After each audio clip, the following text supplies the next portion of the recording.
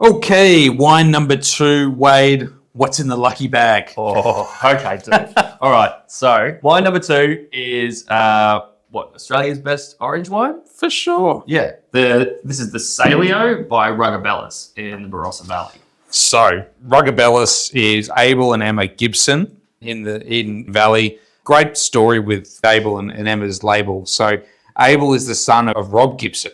Gibbo, the dirt man, as he calls himself.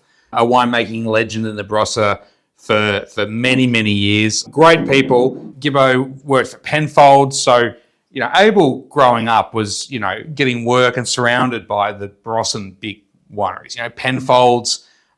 He worked with Chris Ringland, Charlie Melton. Worked with Gibbo for a long time there. The winery is Gibson, by the way.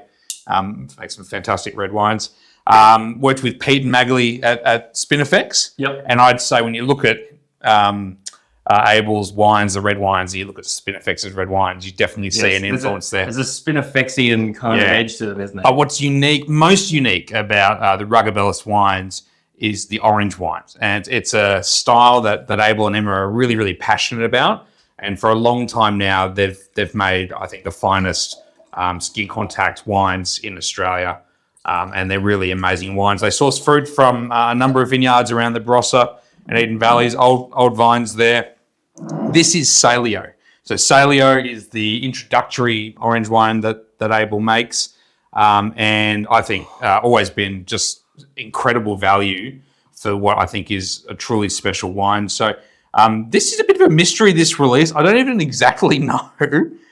Supposedly the 2022, I think it might be a multi-vintage. It's a blend of Riesling, Semillon, and Muscat. It's usually only a splash of Muscat, but I think this release has a much higher proportion. I mean, wait till you stick your beak in this. It is so good. So these wines have, if you talk about world-class benchmark skin contact white wines, this might be the only thing in Australia that we have that sort of competes on that very upper echelon. Consistently, I'd say so. Sometimes you see we taste some stuff and we're like, oh my God, that's incredible. But year after year after year. And in different styles. Yeah. Three or four different wines. Yeah, so this is, but this, as soon as you stick your nose in the glass, have a look at the colour. Yeah. I hope that comes out all right on camera because it's just the most intense kind of marmalade, golden, burnt orange sort of colour, isn't it? Yeah. Incredible. So it really gets away from the tutti frutti style of skin contact wine where and this goes much more into your deeper, more complex, more savoury kind of elements. So you say burnt orange, that is the first thing that I get on the nose is when you peel an orange and just before you have a Negroni, you burn the peel over I know the feeling well. Yeah. It's got exactly that kind of kick to it. There's so much tannin there, but it's very, very fine and very, very dialed in. Oh, totally.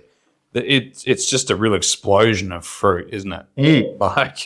I know it's not tutti frutti, but there's just so much intensely concentrated fruit in that wine. And then all these the honeyed, waxed kind of characters as well. Yeah. It's just so beautifully balanced. That's the thing. So often when we see Australian versions of these wine styles, there's just a little bit of a balance issue, which is because we haven't been making these style of wines here for that long, so we're still kind of ironing out the kinks in a lot of ways. But this has got just a perfect symmetry between acid drive, the ripeness of the fruit, and then also that really beautiful savoury detail at the end, where the construction of this wine is just it's just a thing of beauty. It's really remarkable. Yeah, no, I'm a little bit speechless, to be honest. That's just a gorgeous wine. And I just love for people to be able to try when you can find this. We get it struggle to our hands on much of these wines as well. To be able to try what great orange wine can be.